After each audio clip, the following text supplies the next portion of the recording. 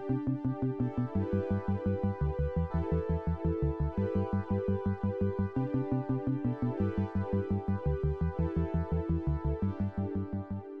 is going on, you guys? Alex here with T-Sportline, bringing you another Tesla video. Today we're going to be checking out our custom fit all-weather 3D floor mats available for all Tesla models. We're going to be checking them out on the Tesla Model 3 today, and we're going to have two designs we're going to be showing you.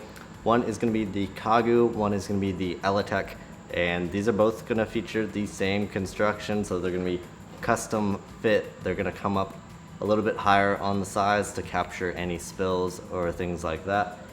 They're both going to feature the inner foam layer, which is going to help provide a cushion for your feet as well as dampen noises in the interior. The only difference is going to be the design. So one is going to be the more plain look, the Kagu. It's going to be a simple, clean design. The Elitect is going to feature some grooves. In addition to this, both are going to feature the non-slip lining on the bottom of the mat to help stick to your carpet. So with all that being said, we're going to jump to the interior and show you what they look like in action.